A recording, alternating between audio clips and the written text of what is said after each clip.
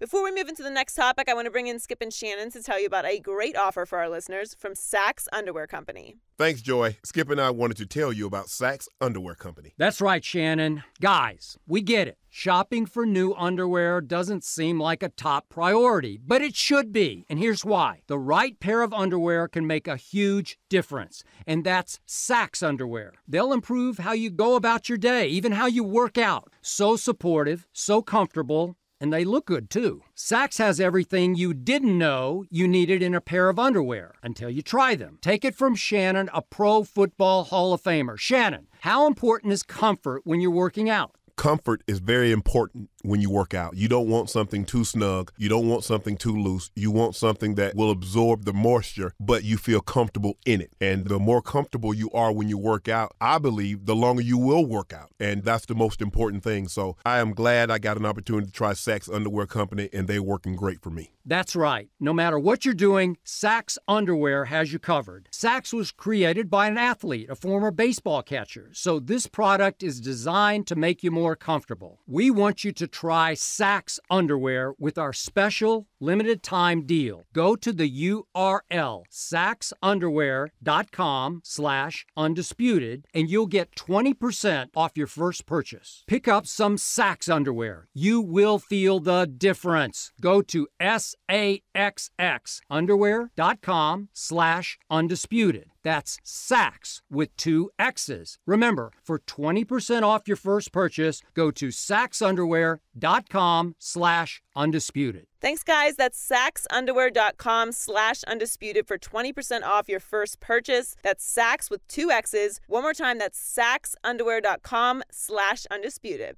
Now back to the show. Welcome to the Skip and Shannon Undisputed podcast. I'm Joy Taylor. You can catch us Monday through Friday at 9:30 a.m. Eastern, 6:30 Pacific on FS1. Here's what this podcast is all about. It's an unscripted, unfiltered, undisputed version of the day's show, and there is a lot to get into in today's podcast. The fellas debate if LeBron James has already quit on his teammates in 2017. Plus, Skip tells you why Paul George is the perfect match for Russell Westbrook, but can they challenge the Warriors in the West? Finally, bad news for Patriots fans. We're breaking down why Bill Belichick wants to move on from Tom Brady. Skip, Shannon, let's debate. Hope you guys both had a good vacation. It was great. And we missed you all. Well, let's get it started with the Cavs. ESPN is reporting LeBron James is not taking an active role in recruiting free agents to the Cavs this summer. In the past, LeBron has been a very visible pitchman for his team. So far, the Cavs have agreed to a deal with Jose Calderon and re-signed Kyle Korver, but they did not land either Jimmy Butler or Paul George. So Shannon? Shannon? Les Shannon? Yes. What does it tell you that LeBron is not recruiting for the Cavs? It doesn't say anything. Who was he supposed to recruit? It would be hard for me to believe, Skip, that he did not at least reach out to Paul George saying, bruh, if you were to come here, you know you're going to play for titles. We're going to the finals. You're going to get an opportunity to play what you dreamed of is an opportunity to play in the NBA Finals. I'm sure he had the same conversation with Jimmy Butler, how good it would be to play with him and what a great team, if he were to join, they could really, really, hey, we almost got Golden State, we lost in 5, but Game 3 came down because we could have really had a series, and I think you could have. The piece that Game 1 could have been that. Yes. I think one of you two guys could have been the piece that can help us get over the hump. But Skip, these guys were not free. It's like a couple's resort and you're trying to show up stag. That's not allowed. These teams, Chicago and Indiana, were not going to trade Jimmy Butler and Paul George to the Cleveland Cavaliers. They would rather send Paul George, Jimmy Butler to the West and get back in return a twice-bitten apple, a brown banana, and 2 end pieces of light bread. That's what we call it down south. We say light bread. Of white bread than to take fair compensation. Now, Skip, when you trade guys like this, Skip, you never get fair market value. You know that because, first of all, Paul George and his agent let it be known that they were opting out of the contract after the season. So that greatly diminished what they could get for for Paul George. But, Skip, to send these guys out west, are you telling me that LeBron is supposed to recruit who? Now, CP3, Kyle Lowry. Look at, let me guess. He's supposed to get old Steph. Because, Steph, if you come here with me, you, Kyrie, Kevin Love, it's over. Come on, Skip. Normally, LeBron can pitch guys that are free. Now, if Carmelo were to get bought out, say they buy Carmelo out for 54, he's due $50 million, they buy him out for 45, 46. Dwayne Wade get bought out because clearly they're rebuilding. They renounced their right, released Rajon Rondo. They traded Jimmy Butler. Dwayne, do you really want Wade? Do you want to stick around for a rebuilding reclamation project? Probably not. He can pitch those guys, Skip, but I don't know what he was supposed to do. I don't know who he was supposed to go out and pitch and say, guys, if you come here, you're the missing piece. Paul Millsap at $30 million, Kyle Lowry at $33 million. Who is he going to pitch, Skip? But we know one thing about LeBron James. What do we know? I don't know who his favorite superhero is, but since he's returned to Cleveland, he's been Thor. He has a huge hammer, and he has no problem swinging it. Now, it was reported that Dan Gilbert, now they don't have a general manager, who fires the general manager 3 days before free agency start, but that's neither here nor there. It's reported that Dan Gilbert wanted to trade Kyrie to Phoenix. In turn, they were going to get those draft picks, I think at the 4th pick in the draft or the 5th pick or whatever it was, send that to Indy to get Paul George. But they wanted LeBron's blessings by signing a long-term extension. LeBron's like, are you crazy? Are you really, really crazy? So you think by subtracting Kyrie and adding Paul George is going to help us? We need to add pieces without giving up as much as we possibly can. Skip, it makes no sense. I don't have a problem with what LeBron did. He's doing what he's always done. If someone were to become available and they were totally free, LeBron would have given his blessings. I have several enormous problems with everything you just said. And I'm going to start with this one. And it's a pet topic of mine, and it's not new, and it's not 20/20 hindsight.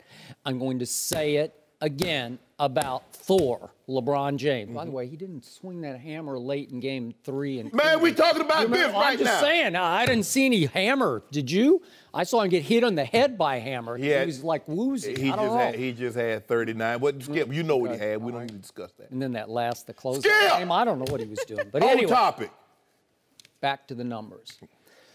Do you realize that LeBron James is scheduled to make $33.3 million this coming basketball season? $33.3 million? Do you realize that my favorite all-time NBA player named Tim Duncan, his last 4 years of his career, he made an average of about $8 million a year because he just said, don't give me the money, give it to our bench. Give it to free agents because I want to compete for championships.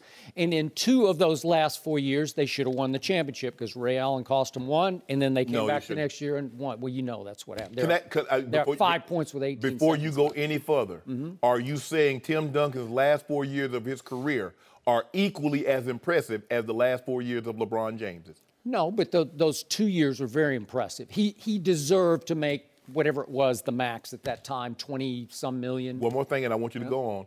Are you saying that Kyle Lowry should make substantially more than LeBron James? I'm saying that LeBron James makes more than any athlete in America off the court or off the field. And he makes so much money, a reported $55 million last year just off the court. $55 million. That all he would have to say, and the Players Union would not love it, but he's LeBron James. He can do whatever he wants to do. He could have said 2 years ago, I've made enough salary money. Just cut me down to $5 million. What? You crazy? Okay, you crazy. Okay, then don't bring it to me when it's time to play Golden State in the finals. Don't bring it to me because it's over in the East. And I'm about to get into all these moves. Right now, you and I and Joy and Rob Parker could go with LeBron James and win the Eastern Conference. That's how bad it is. We at least get to the finals. It went from all-time bad last year to all-time worst with the defections now, as you talked about it, the clear out of superstars to the Western Conference, which has got nothing but tougher and tougher and tougher. So my point is, if LeBron really wanted to compete with Golden State, which can't get any better than it was last year, it can try to stay the same, and it looks like they're on the way to staying about what they were last year, Golden State. How much money did Steph give up? Give up? Yeah. Well, he didn't need to give up because they did their cap differently. But right now, and you just took a shot at Dan Gilbert, because they just signed Kyle Korver for, what was it, 22 million. 22 million. For 3 years. It's going to cost them $40 million in luxury tax dollars total. That move alone, the Kyle Korver move, if they had just gone out to get a Cephalosha or just some minimum wage player, right, it would have saved them $30 million in luxury tax. Now they're up to $40 million just because of Kyle Korver. So help me out here. What is Dan Gilbert doing wrong to LeBron James? He's paying outrageous record numbers of luxury cap tax dollars, okay? Would you rather be in the lottery or you rather pay those tax dollars?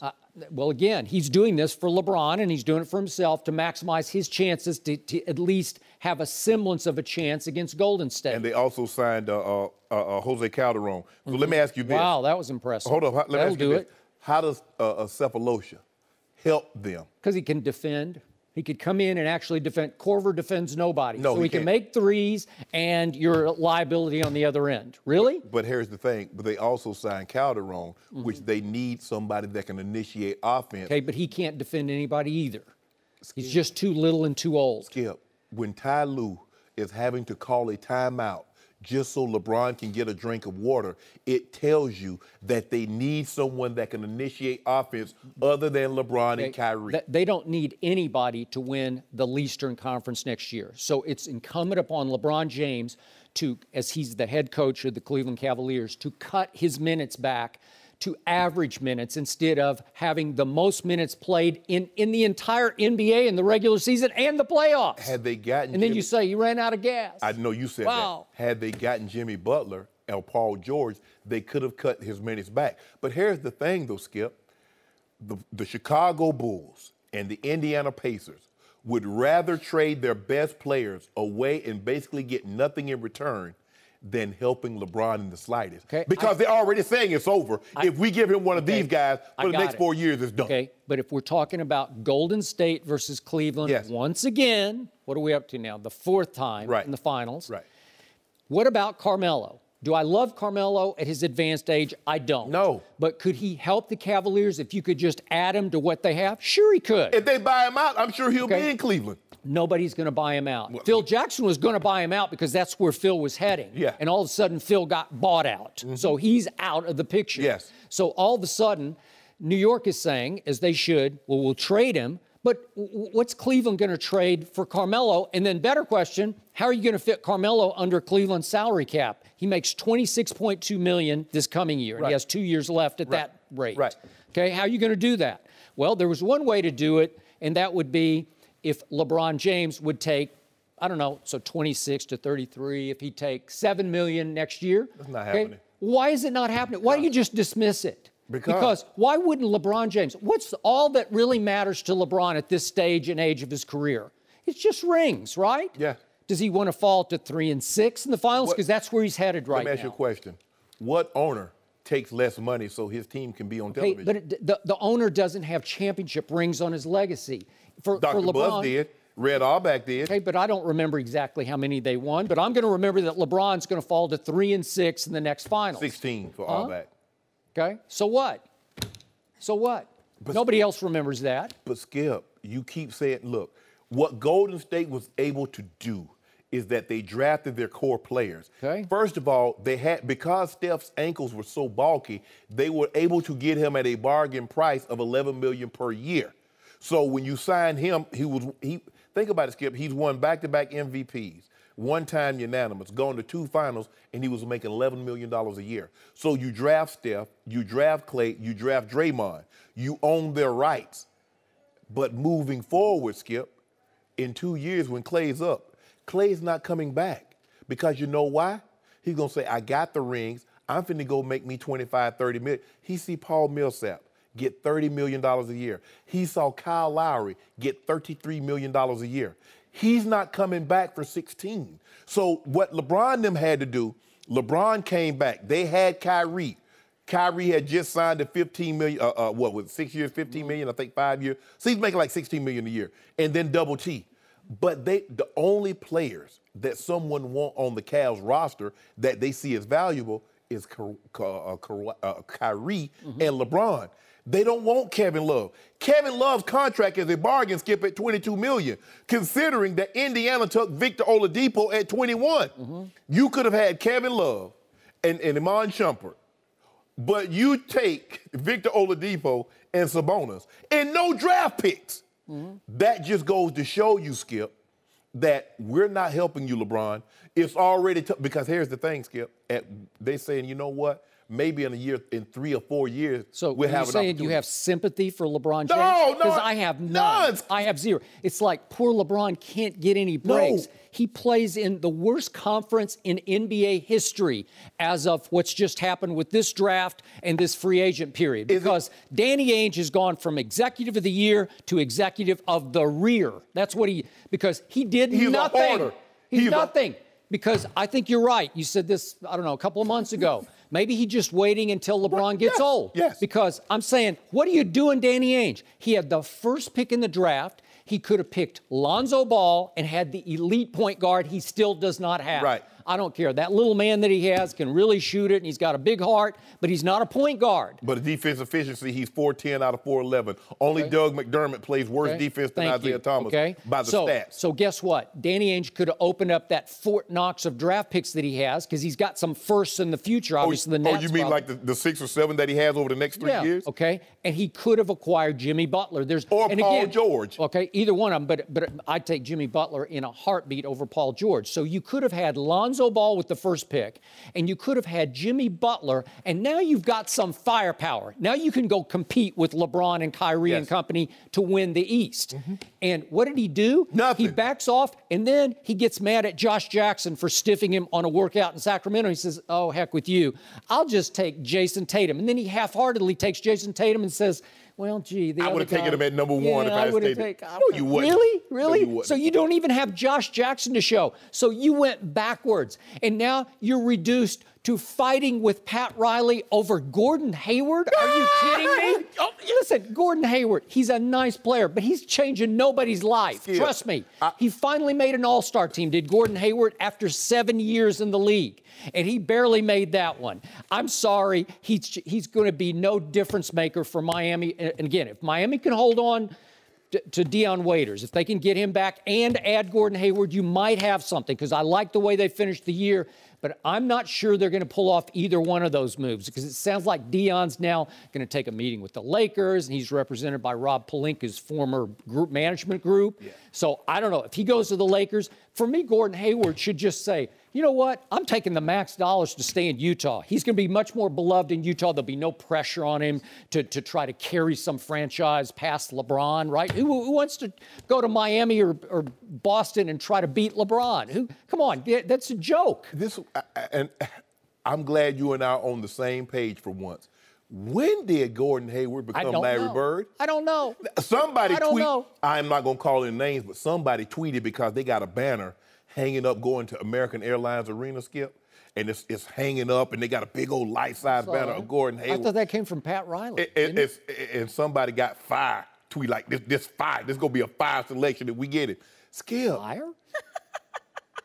Why would I not want Gordon Hayward? Skip. If we can keep Deion Waiters and add Gordon Hayward, why would I not want keep that? him, you got a better shot, obviously. It's because this free agency recruitment period is not as rich as it's been in the past. So you doing more recruiting than LeBron James. But Skip, look at this. Yeah. Okay. Do you believe this, that Indiana would ship their very best player, the best player they've had in a very long time, they would ship him away for Victor Oladipo and Sabonis and not get picks, not even a protected first rounder or a second round pick?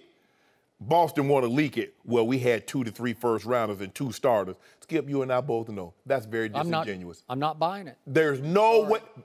If Kevin Pritchard turned down 3 first rounders and 2 starters to take Victor Oladipo and Sabonis, if I'm Herb Simon, I fire him right now. You and I both know that didn't happen. Okay. And then he says, oh, I want to get Gordon Hayward. First of all, Gordon Hayward is not a better player than Paul George. And for you to say, well, we want Gordon Hayward first, and then we get Paul George. I agree with that. Huh?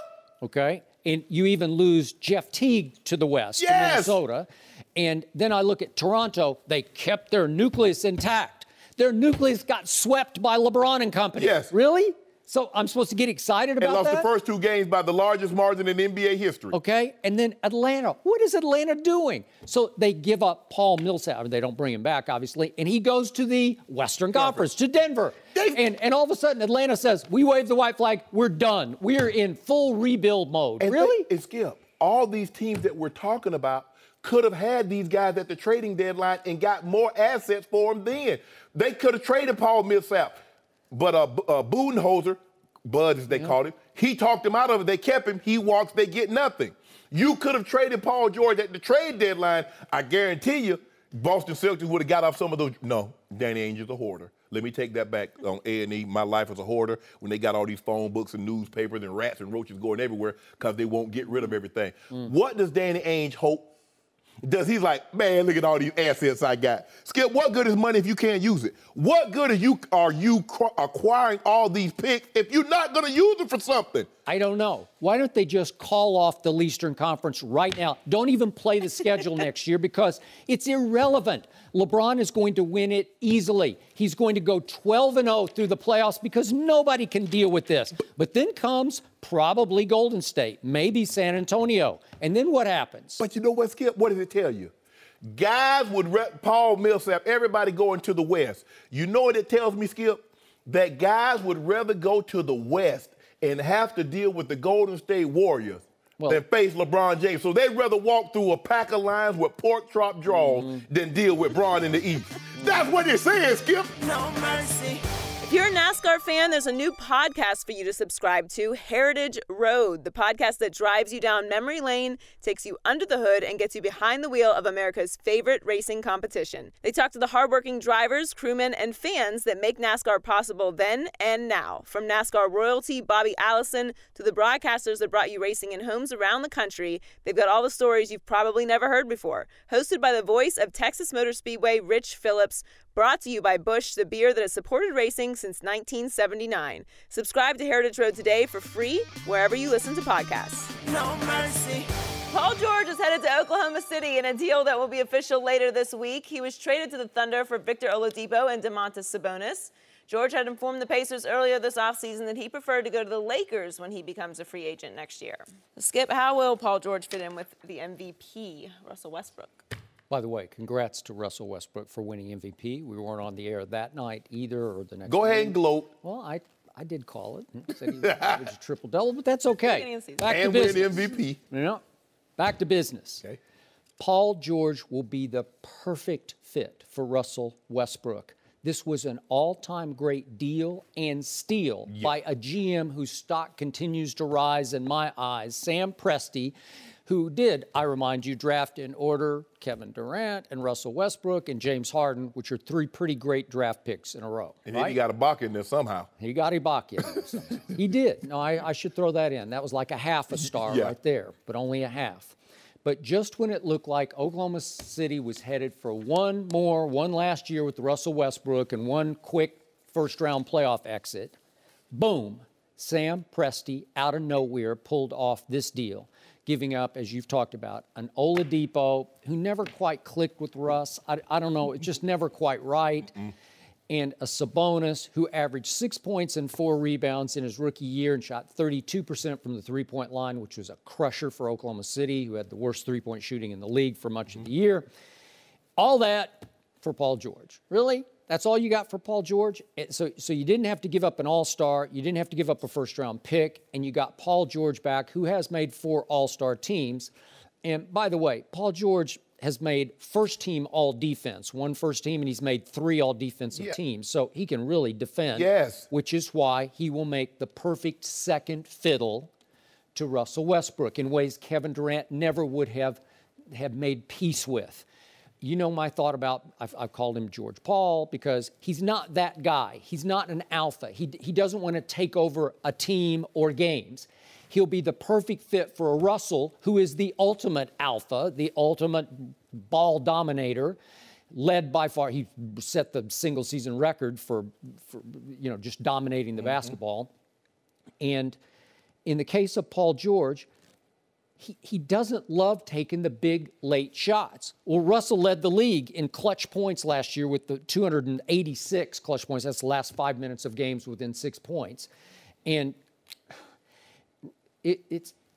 this guy will be the perfect fit because he'll just get his points in the flow. He'll concentrate on playing defense. He'll let Russell take all the big late shots. He won't mind it if Russell dominates the basketball the last 5 minutes of close games. Well, he sure had a problem with Thaddeus Young taking that last shot. No, he didn't. He did because he knew he didn't take it. I'm just saying, all I'm saying is he said he should have got that ball back. Mm-hmm. Now, that's what he said. C.J. Miles. C.J. Miles, excuse me, not Thaddeus Young. Okay. C.J. Miles, yeah. Who's a very good player. But in that game, that was game one. Yes. I thought Paul George turned down 2 late shots. He had 2 late chances.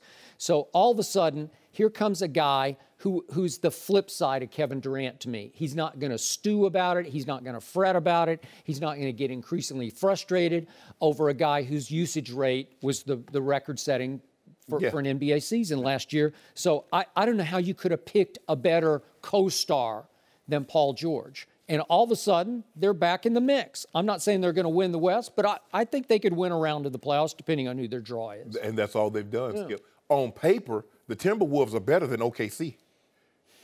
Jimmy Butler, Karl Anthony Towns, Andrew Wiggins, they got Taj Gibson. And Taj Gibson. So which lineup would you rather have? You know, I'm intrigued by this because the guys who have been there, the kids who have been there, for whom I have, especially Karl Anthony Towns, big fan of, I can't believe they went 31-51 last year with that much firepower. And they gave up Zach LaVine, as you point out, but and it's Chris still, Dunn. yeah. So now you add a Jimmy Butler who gives them veteran star power and expertise. He knows how to 23, 24 yeah. points a game. So I get that, and I'm good with that, but I'm not sure they're a contender yet. I'm just not sure because those kids are going to have to rise and But shine. I believe they make the playoffs for the first time in a very long time. They got a real shot. Skip. George Jefferson, George Jetson, George Paul, George Washington. As long as Paul George was in the East, he could have had any other George you want to name. He wasn't beating LeBron. Skip, let's be real. Okay, so now instead of the 6th seed, what are they? 5, 4? They went around the playoffs. You got to give them a shot. I give them a shot at winning a round. They didn't gain any traction on the Warriors. They did nothing to the Spurs. The Spurs will be the Spurs. And Houston, I believe Houston are still a better team. I believe Minnesota on paper will have a better record than the OKC Thunder. I'm not sure about Houston, but we'll get to that in just a moment. Thank you. Here's the thing. So let me I just want to make sure I'm hearing you correctly. I got to unbutton my jacket on. I got, You unbuttoned? I got to unbutton my jacket because I want to talk to you. Because it was strangling. No, Skip. Yeah, because So I want to make sure I'm hearing you correctly. Russell Westbrook had a guy on his team that was a 4-time league scoring champ. He was an MVP player. He possessed the 4th highest scoring playoff average of over 28 points a game in NBA history. And Russell would not cede to him. Russell, in turns, when Kevin leaves, gets 42 triple-doubles. Broke a record that no one, I heard Magic say it over and over, nobody, not the grinds of night in, night out, will break that 41 triple-doubles in a season. He's now the MVP. And you think he's going to cede what? To who? Paul George is a very good player. Kevin Durant is on Mount Everest. And Paul George is maybe going up. I thought you were going to put Kevin on Mount Rushmore. No. Kevin Durant is on Mount Everest. Just all by himself. Right now. Above the king. He's the new king. Well, I think that's just what you said, right? I said Everest, Mount Rushmore. But Paul George is in Arizona. Is Everest higher than Rushmore? I think it's way higher. It's the highest point but here's the thing. All things being equal, would you say I scaled Mount Everest or my face is on Mount Rushmore for perpetuity? Because guess what, Skip? I don't know. There'll be about 200 people this year alone, maybe 250, that will scale up Mount Everest. Yeah, and somebody will probably die trying, right? And they hire these Sherpas. But here's the thing, though, Skip. Paul George is on the Camelback in Arizona. He's a totally different player than Kevin Durant. Kevin Durant is a 4, 5, 6-time superstar. I agree. Paul George is a star player, but he's not the super duper star that Kevin Durant is. Nope. Now, it's going to work because Paul George is a great catch-and-shoot shooter. He will not ruffle feathers like Kevin Durant did. But what did Kevin Durant do with the first chance he got? He left. What is Paul George going to do the first chance he gets? He's leaving. Because, Skip, you can't win with that. Here's a man that wouldn't cede to the MVP, the scoring champ, and a top 5 playoff scoring average guy. He comes back as the MVP, and now you think he's willing to cede some of that power to Paul George? No, he won't. I think he doesn't need to. Here's my question, Skip, and I think they're going to with Paul George and Russell, they're a good team. But are we going to see the Steven Adams that played like he played before he got that $20+ million contract, or the one we see afterwards? Mm-hmm. What about their bench? You keep talking about LeBron's bench. Mm-hmm. What about their bench? Because they lose Taj. They can't. The third best player on the roster, they can't play Enes Kanter in the playoffs because he can't guard anybody. Mm-hmm. He can't guard a park car with a Uzi. Okay. So he couldn't even play. But you just added a premier defender to another premier defender in Robertson, who played the heck out of it. But he can't shoot free throws, Skip. Okay, but you got a better defensive team than you had a year ago. Taj Gibson, you know what? I love him. He sort of looks and acts the part, but he doesn't play the part inside. He does not dominate on defense, on the defensive end. He's not big enough. But he'll give you the 12 to 13 points a night. He'll give you the 6 to 7 rebounds a night. He'll throw an assist. He'll get you a couple of blocks. That's what he's going to Skip. They got 24-point score, and Karl Anthony Towns averaged about 25, 26. Andrew Wiggins averaged about 24, 25. Jimmy Butler averaged 20. They don't need scoring from Taj. They don't need but a little bit. Is Oklahoma City better than it was a year ago?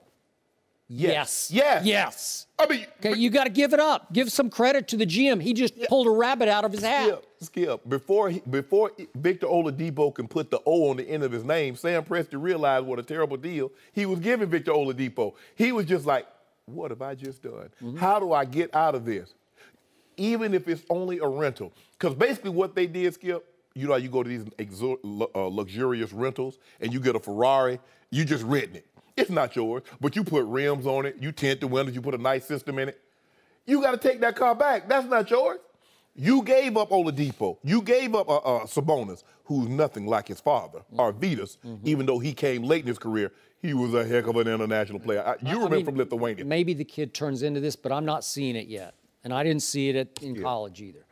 Paul George did not, he and his representatives did not leak that I'm opting out of my contract, and my preference is to go to the Lakers, to go to OKC and stay for 4 or 5 years. Okay, all right, I got it. But there's still a chance that Paul George clicks with Russell Westbrook and really loves playing a little bit in Russell's shadow. And maybe they both find a comfort zone, because Russ likes playing in Oklahoma City. Kevin liked playing in Oklahoma. He liked the city and the culture and the climate that the fans bring to the games. Skip. It might be the loudest crowd in the league. I know Golden State's is loud, but this is college loud. If you notice, you follow that Diderot from Nome to Anchorage? Yeah. Oh, I think it's from Anchorage to Nome. I mean, I haven't actually raced in it, if that's what But it's 1,100. It's a sled dog race. It's a sled dog. I know what it is. Huskies and Mountain. If you notice, when the lead dog is no longer able to lead, they don't put him back in the pack. They retire it. When you've been lead dog, Paul George has been lead dog. It's hard I don't think he wanted to be lead dog. I think he's going to like this. So my point is, Sam Presti at least now has a chance that these two will click in Oklahoma City and say, you know what? We like it here. Let's commit together to stay. What if they win 2 rounds of the playoffs? What if they say we're just one more player away? Hold on. Whoa. I need you to put on brakes right quick. To win 2 rounds, that means they're going to have to beat Golden State. They're going to have to beat Spurs, and they're going to have to beat the Rockets. Is that what you're saying?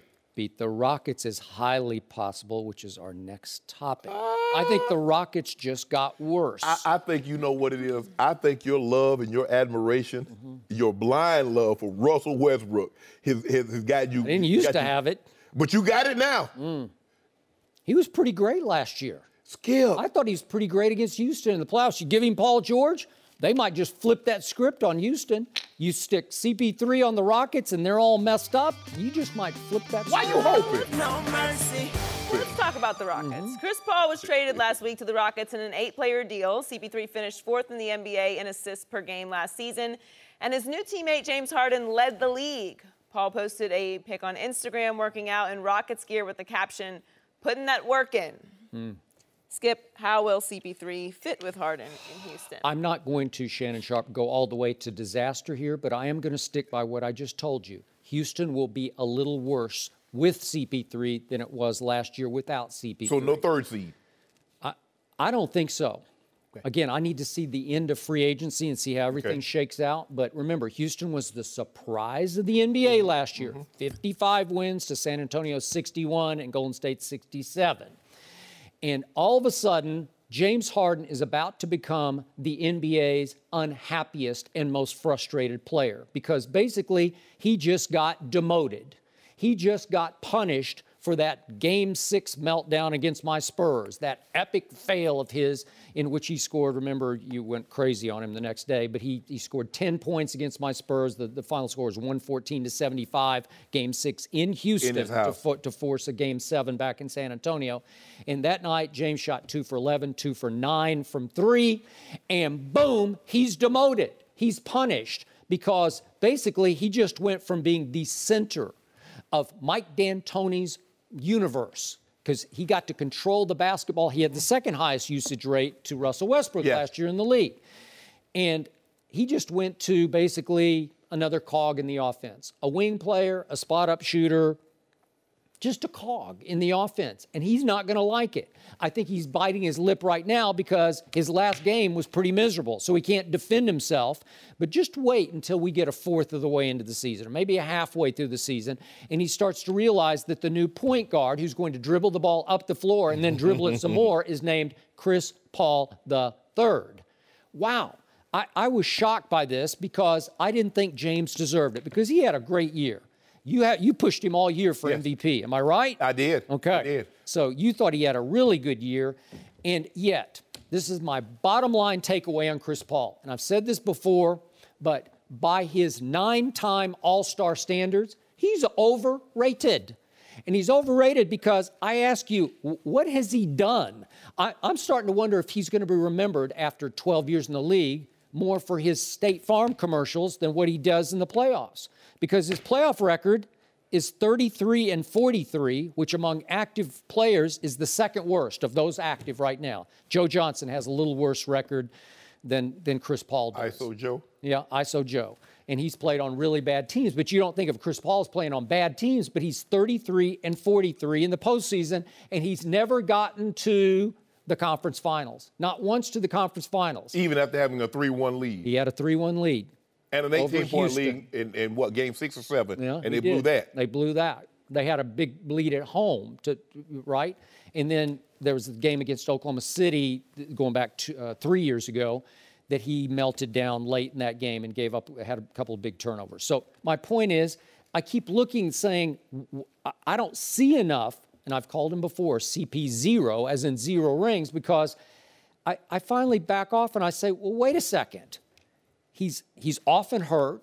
He's often nicked up. There's often something wrong with him. Either playoffs or the regular season. Either way, he's only 6 feet tall, so he's not a liability on defense because he can steal a ball from anybody. Yeah. But he's still only 6 feet tall, so he can't dominate on either end of the floor. Right. Right? Yeah. He can't be transcendent at 6 feet tall because he's just 6 feet tall. Right. And he's not an Iverson-esque kind of a scorer. To score. Yeah. Right. Okay. So you're kind of limited. He's not a difference maker. He's not transcendent. He's not a life changer.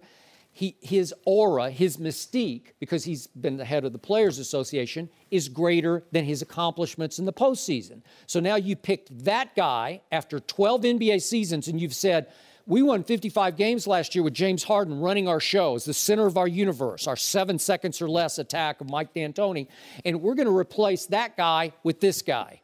And James is not going to like it.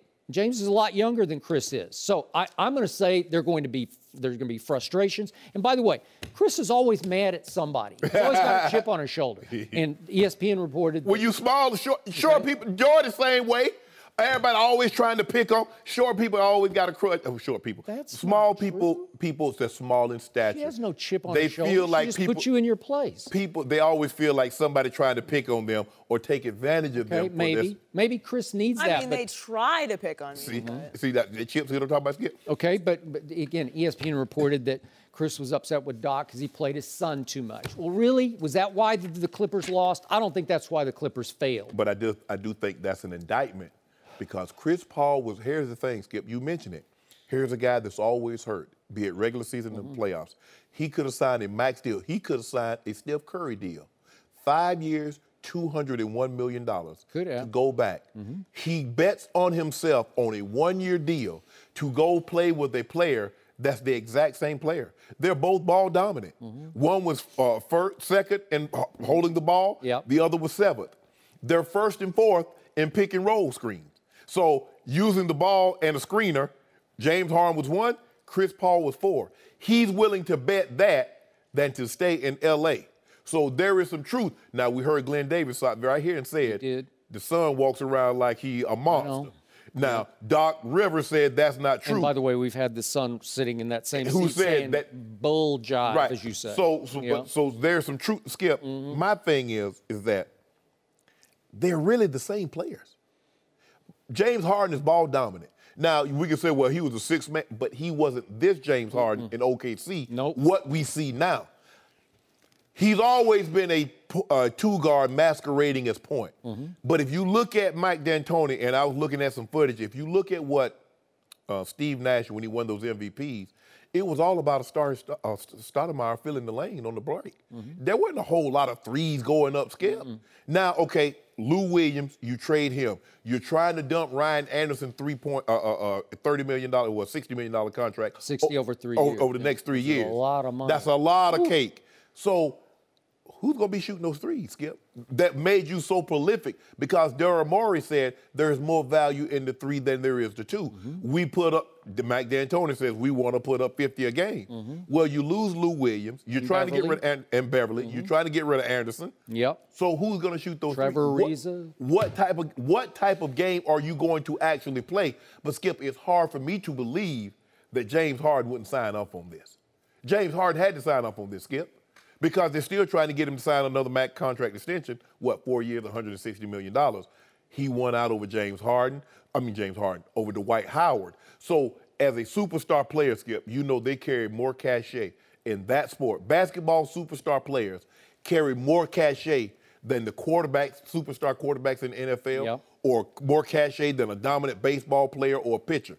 So when you have that kind of cachet, it's hard for me to believe, Skip, that they didn't run this by. What do you think about CP3? Okay, are you saying then that James Harden asked for them to go get CP3 to take pressure off James, like he just didn't want the weight of the world all on his shoulders? I don't know if he asked. I don't know if he said, guys, why don't y'all get CP3? But I think when it was broached that CP3 was clearly interested in leaving the Clippers, and Houston Rockets was one of the point of the destination, that James, we're thinking about getting Chris Paul. What do you think about that? I'm sure he gave, but if you notice, he could have had his choice. He could have demanded a trade it anywhere, and I believe they would have traded him anywhere. He didn't go to that East. Now, you talk about Chris Paul might be known more for the State Farm commercials. He's better known as being the best friend to one guy that was born to Gloria James on 12/30/1984. That guy? That's what he's best. He's best known. Skip. Yeah. Think about it. I want you to put this. I want you to just let it seep in. Everybody's going to the West. The West is stacked. Kevin Durant's going to sign. He says, "I'm going to sign somewhere around in mid-July. I'm going to give you an opportunity to get some guys in place, and then I'll take the rest of the money." So they're all doing LeBron a favor by staying away? They don't want to Skip. They got a meat suit, 3-piece, a pack of Lions, or you can go play in the Eastern Conference and see one king. They say, go and give me the Lions. They're at Nathan in a week. I know, but there's only one star left in the whole East. It's LeBron James. Kyrie's there, but so they're paired up, and nobody else has a star that anybody wants to go pair with. Who do you want to go play with? Chris Paul could have gone anywhere. Well, okay, choose one in the East. Where do you want to go where you can beat LeBron Paul and Kyrie? Millsap could have gone anywhere. Yeah. They could have traded Jimmy Butler in the East. They could have traded Paul George. They don't want that Skip. It's like the man. You see the movie The Shocker? Where he had electricity, and the more current, the more electricity that went through his body, the stronger he got. Man, they don't want, like Bruce Leroy, when he started glowing, when he started, They said, we give him Paul George, we give him Jimmy Butler. Skip, let this sink in. A team won the NBA Finals in 5 games with Kevin Durant, Steph Curry, Klay Thompson, Draymond, Iggy comes back, Sean Livingston comes back, and everybody is still flocking to the West because they don't want to see that man in Cleveland. Tell me why. There's nowhere to flock to in the East. Where would you flock? Build you a team. Huh? Build you a team. I mean, Washington, they might lose Otto Porter Jr. to Sacramento. So now and what's he left? want to go to the West. Okay, but and he's taking more visits. He's just going to take max money. He don't, because who's in the East? Play. Well, who's Otto Porter going to beat? Nobody. Because you know what they say, LeBron, boy? They say, LeBron, you like Monday. You look better going than coming. When you was leaving, but now you back in the East and you with Cleveland and you look linked up with Unc. Skip, Okay. tell me why. You got to tell me before we go to break. And I know Healy's in my ear saying we got to. Tell me why everybody leaving the East, Skip. Leaving these, so some of them get sent away. I know birds. They say birds fly south for the winter. Yeah. Why they going to the West for the summer? I only care about the Western Conference, the real conference, and I'm here to tell you that Oklahoma City just got better than Houston. You got That's all I got to say. In the summer. You got the Hamptons. You got Nantucket. You got Kenny Bunkport. You got Hyenas. Skip, you got all these great places in the East, and everybody coming west. Why you won't do that? Go see Braun. No mercy. We're joined now by 3-time Pro Bowl guard from the Buffalo Bills, Richie Incognito. Welcome back to Undisputed. Thanks for having me. Good to have you. Let's talk about a quarterback that you know very well, Tom Brady. Brady's wife, Gisele Bundchen, said back in May that Brady suffered a concussion last year. Brady responded to that comment for the first time in a recent interview with ESPN. He said, she's there every day. We go to bed in the same bed every night, so I think she knows when I'm sore. She knows when I'm tired. She knows when I get hit. We drive home together from games, but she also knows how well I take care of myself. She's a very concerned wife and very loving. Richie, Brady recently said he wants to play until his mid-40s. How much longer do you think Brady will play? So, Shannon, you know, barring any major injury, you could play as long as you want. And we were just talking about how guys are playing not only longer, but they're playing better. And what I think Tom has going right now is he has his complete ecosystem supporting him. He'll be able to play as long as he wants. He does the nutrition. He does the body work with his guy up there in Boston. He's doing all the little things that will enable him to do that guys maybe 10 or 15 years ago didn't know about. So barring a major injury, he keeps playing at a high level like this. He'll play as long as he wants. So how hard is it for you to say what you just said, given the fact that in Miami and now in Buffalo, he's the bane of your existence, right? He is the bane of my existence. He's, you know, they're the big dog. We're constantly chasing them. We make no qualms about it. They are the best. We're chasing after them. And it's hard to see a guy like that coming back year after year after year playing at such a high level, playing lights out. But as a competitor and as a guy who's around the game and who loves the game, I love to see that. I love to see guys at the top of their game, peak performance, bringing it every single year. And there's no dip in play. There's no up and down. With him, he's at his top, and that's something I can aspire to be. So, do you have any hate in your heart for Tom Brady, or is it just all built on respect? The respect outweighs the hate. You know, that when we're competing on Sunday, of course, I hate the Patriots, I hate Tom Brady. But then when you take a step back and you see the dominance that they've had for so long, you have to respect that. Is it a situation of not how long can he play, but how long does he play in New England? Because Jimmy Garoppolo is going to be up.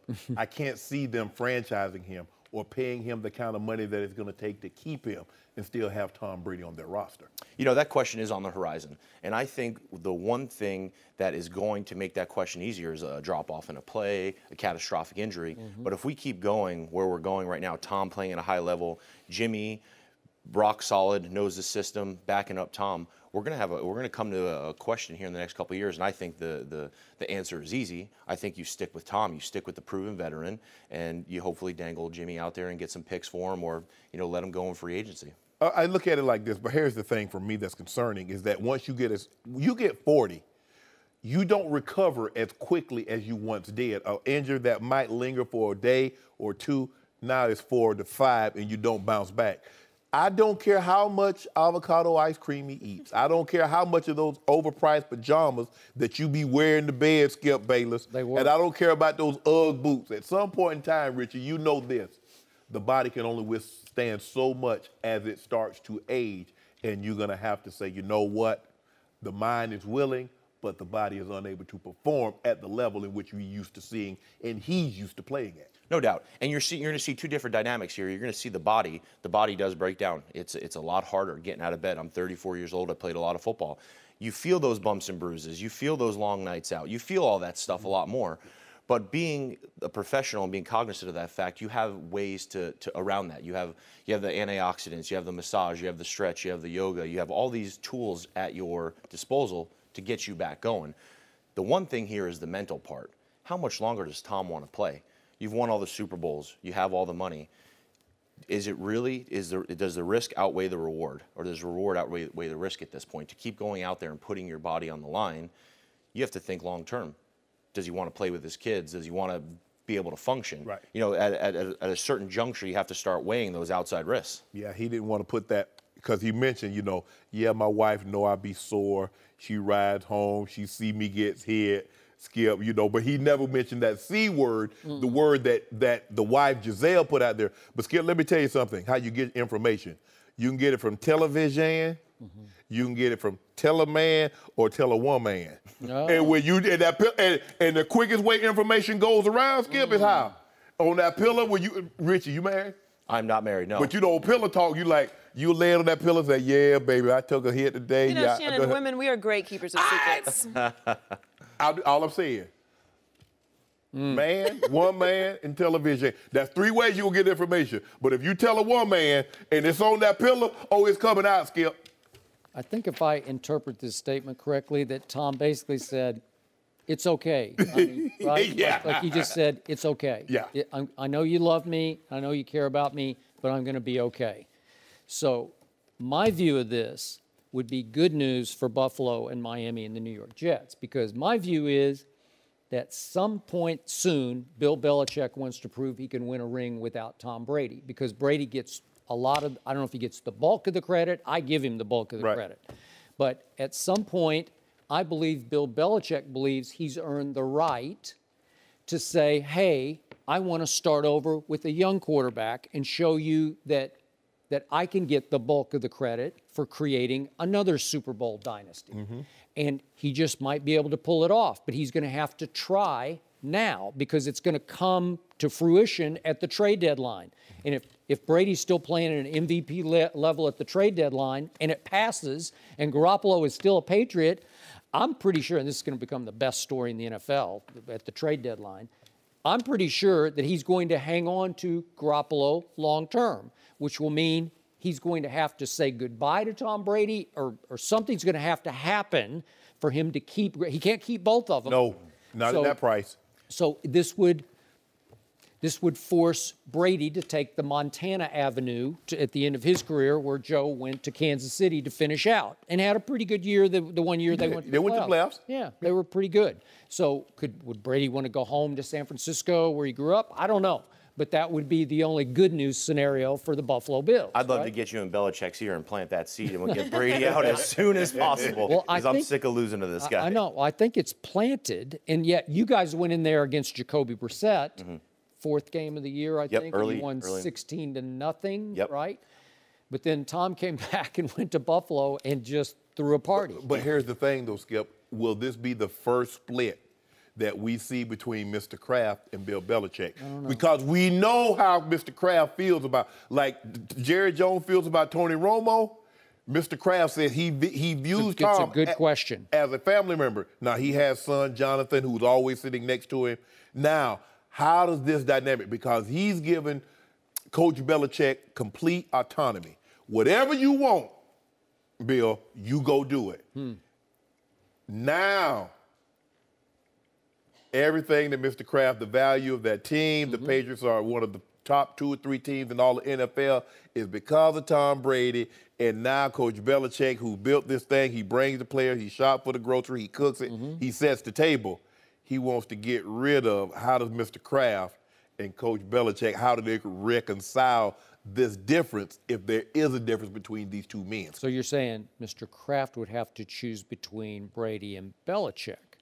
And my gut feeling is, especially if Tom were coming off yet another Super Bowl caliber MVP quality year, I think he would side with Tom Brady. Now, I think Tom could play for 6 or 8 more. What's he said, till 45, he said? Yeah, 45, 46. Yeah, okay. I believe Coach Belichick can coach for 10 more years. He could. Can Tom Brady play for 10 more years? I hope so. Oh, I don't hope Yeah. so. I hope he plays somewhere else. I hope it's in a different uniform. I'm with you. But maybe Belichick winds up coaching somewhere else.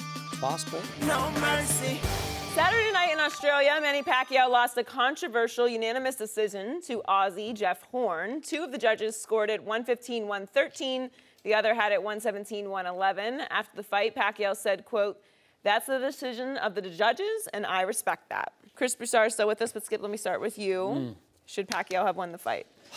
As most people know, I am a huge Manny Pacquiao fan and have been for many years. And once upon a time, he was the baddest man in boxing, but no more.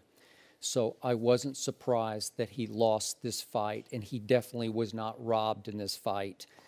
And when it ended, I turned to Ernestine and I said, I think he'll win barely. I think it's going to be a split decision, but he has made the mistake of getting into a battle with an Australian in Australia in front of a very pro Jeff Horn crowd. And I said, those judges are going to be influenced by that crowd. They're going to hear the roars every time he landed a punch. So I tweeted right before the fight that I thought it was sad that it had come to this for Manny Pacquiao to fight this unknown on his home turf in Australia. Really? Manny Pacquiao? What are you doing? On cable. I know. You're just... On It's just a cable money TV, grab. Skip. Yeah, come on now. Come on now. So because of that, I didn't start scoring the fight because I thought Manny would dominate it and win easily. And so now I look back at the first couple of rounds and I'm not sure what happened because I wasn't like putting the pencil to it. But I know this. I started scoring it in round 5, and I thought Jeff Horn won rounds 5, 6, and 7. Then Manny tried to be Manny, and he said, okay, I'm going to take it up a notch. I'm going to put this away in round 8 and round 9. And he obviously dominated round 9 the way neither of the fighters dominated another round, to the point that the ref comes to him in the corner and says, hey, if you don't show me something in the next round, I'm going to stop this because you're going to have to defend yourself. And did he ever? Because I thought the kid came out and won round 10, 11, and 12. And boom, all of a sudden, it's like dicey. It's 50-50, and it's going to fall to the judges to make a call. And this is what, again, I started covering fights back in the Ali era and covered many of those. And I was taught from the start, aggressors win rounds. Not so much with Floyd Mayweather anymore, but that's what I was taught. And in this case, the bigger man was the Australian kid. The longer man was the Australian kid. And he started to impose his will on Manny because he attacked Manny the whole fight. So in the end, I'm left with this, and maybe you'll appreciate this. I've talked to Freddie Roach, the trainer, about this many times over the last 5 years. Manny, about 5 years ago, had a big spiritual conversion that he went through. Born-again Christian. And obviously he became a politician and a philanthropist, and he gives a lot of the money that he makes back to his country. He's an ambassador for the Philippines. And because of all that package, Freddie Roach has worried publicly, and I quoted him on ESPN.com in a big piece that I wrote 2 or 3 years ago, about has Manny lost his killer instinct? You know, you have to have some. It's a brutal sport, man. And if you're not sure that you want to hurt the other guy, if you're not sure you want to put him away, and that's the Manny I saw in the 9th round. Twice, he threw haymakers that hit air.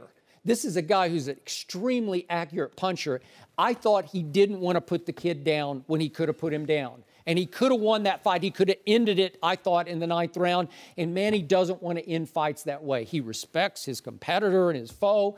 And in the end, did Manny look upset that he'd lost? Nope, he did not. He handled it professionally. I know, but he always does. Yeah. But in this case, it's like we have a rematch clause, so I'm looking forward to the rematch. Really? Come on. Help me understand, Skip. You said, okay, Pacquiao landed 90 more punches, 182 to 92. He landed 50 more power punches. 50 more. Yeah. He was hurt so bad, the referee said, I'm going to stop it if you don't show me something because I need you to defend. I need you to protect yourself. Skip. Now, I don't know what the judge that had it 117, 111. That's the one that's way out. Maybe he was watching Aussie Rules football on his monitor, and he wasn't seeing Pacquiao teeing off. But Skip, hey, come on. I saw the kid teeing off on Manny a bunch. It was pretty pathetic. Manny took fewer punches or threw fewer punches and landed almost twice as many. He landed the cleaner shots. The judges, it wasn't just being in Australia. It was that they really seemed like they didn't understand boxing. They gave him points for aggression, and it looked, he's bigger. I think they did understand boxing. No, because he wasn't landing. So let me ask you a question. He only landed 15% of his punches. Chris, and he never hurt Manny. I mean, this was the worst decision I've seen since Timothy Bradley was given a decision. That was a flat-out That was robbery. worse. That was the all-time robbery. This wasn't as bad as that, but it was a robbery. But you mentioned, and what about Lennox Lewis and Holyfield, the first one? And De La Hoya, Sweet Pea Whitaker. But Skip, here's the thing. If you start the fight, or I'm going to start a fight, and the guy beats you, what credit do you get for starting the fight because you were the aggressor? He started, he was coming forward, but he's getting punched. He's taking 100 more. He took 90 more shots. He took 50 more power shots. It was written all over his face, too. Manny's cuts were from headbutts. And they were I thought Manny's face took a beating. Like did you see Manny at the end of the Mayweather fight? He looked like he'd been to a picnic. Seriously. That's what you're going to look like when you fight Floyd. It's kind of like when you fight Holyfield. You're going to get cut. Either his gloves or that bald head was going to nick you because he fights coming forward. And you saw that with Manny and Horn. Yep. Both sides of his hairline was nicked. But here's the thing. But you don't do this to an 8-division, 11-time world champion. I don't care if he's fighting in his mama's kitchen. You don't do what they did, Skip. And this is why people leave boxing or is leaving. The fans are leaving in droves. Now, I'm not saying that. I'm not sure about that. I thought it was actually a good night for boxing. It was a good night up until the decision. It was a fabulous night. In the 20s and 30s, you expected this, Skip, because you know the underworkings of what was going on. Go ahead and take this dive, or go ahead and give him this decision after the guy done got both eyes are closed and somehow he wins the fight. But Skip, you can't do this, Skip. You can't, I don't care if he's fighting in Australia, I don't care if he's fighting in the Outback or the Opera. Skip, this was ridiculous. Can I say this about the spiritual, what year was it that he had the spiritual conversion? 5 years ago. Different people do react differently to that. I know I have friends, who were basketball players at a high level, pro, college, and when some of them became Christians, they admitted they lost some of their aggression. There are others that gained it. Evander Holyfield is a born-again Christian, and he's obviously very aggressive. You've seen guys with Muslim conversions, still stay aggressive. Obviously, Muhammad Ali. I think, and I'm with you, I like Manny a lot. But I think the more plausible scenario, he's done, but what people in boxing will tell you, Floyd was always alluding to PEDs. And the circumstantial evidence, I'm not trying to accuse Manny of it, but the circumstantial evidence is equal to like Barry Bonds. Manny goes up from 112 and he's knocking dudes out at 154. Like, that circumstantial evidence is Floyd used to be able to knock people out at the lower weights. He can't do it at the bigger weights. We've never seen anybody be able to do it. Floyd has not knocked anybody out since 1999. Manny hasn't knocked. Well, he knocked out Ricky Hatton. No, way after that. Ortiz was kind of TKO. Hatton was a legit knockout though. Ortiz was a sucker punch. TKO. TKO. Yeah. But here's the thing. Manny does not have one-punch knockout power anymore, and he can't. As you get older, you can't put those punches together like you once Skip. Well, he's 38 now, and I didn't think he looked in peak condition the other night because after he threw the kitchen sink at the kid in round 9, I thought Manny was shot. He hasn't looked in peak condition in years. But he doesn't have, Skip, the one thing that he had is he had that one-punch knockout. As he moved up, Skip, he could always throw that left. He was up. And can get you up out of there. And he can sit down and punch and Skip, but he can no longer do that now. So what, Skip, is it about the payday? Because Skip, he's not even close to the same fighter. No. Skip, he ran through Cotto. When Cotto was in his prime, he was running through people. De La Hoya. That's my point. Why was he able to go up so many weight divisions and run through power punchers? 112 to 154, Skip. That's 8 divisions. For one thing, he was a different guy with a different mindset because he came from the poor side of the Philippines, and he came but a up lot of the these hardest dudes way. Came up, Hey, most of them came up hard. Yeah, you ain't boxing if you ain't got come no up ivory hard. towel. You ain't in the ivory tower boxing. No, I think he had to stop taking what he was taking. that's quite an accusation. I hate to you're say making. it. Look, I think Marquez, when he knocked you when have no Marquez proof knocked of him that, out. right? No, I'm saying circumstantial evidence. I think Marquez was juiced to the gills when he knocked out Manny. Because he had fought, what, 24, 36 rounds, and he couldn't even knock him down? Then you knock him down twice and knock him out like that? Skip. Yeah, but he just caught him. Body looked Manny was just completely getting different. bored. I don't know. And he caught it, you know, Manny was darting, caught him darting in, and he caught him But Skip, the thing is that you haven't heard anything from Marquez since. He just like disappeared. Skip, you don't have that kind of power. As you move, it gets harder and harder. Again, as you move up. He knocking out guys. Skip, I mean, first of all, to be 112 and to somehow be able to put on 40 pounds to go to 154. Skip, that's a lot of weight and still be in max peak Bottom condition. line for the Mayweather-Pacquiao fight was that Manny fought with one arm because he had torn his rotator cuff 3 weeks before in sparring and had to have surgery the day after. But the point is, it's what I just told you about. I'm not being a hypocrite about this. I was taught that the aggressor wins round. So the one guy who agreed with me after the Mayweather fight was Evander Holyfield, who said, I thought Pacquiao won the fight just on being the aggressor because he just chases Floyd all around the ring. But don't you got to hit the guy? Well, again, if the guy's running, the judge should give the round to the aggressor, to the chaser. The guy that's running is hitting you just enough. I guess so. Floyd's fights are terrible. Well, you're going to get exactly in about 2 months. I know. You're going to get exactly what you've been looking for. I don't think Conor could beat Jeff Horn. Well, I do. I think Jeff Horn would beat Conor McGregor. Well, don't worry about it. And Jeff Horn, you need to sit down.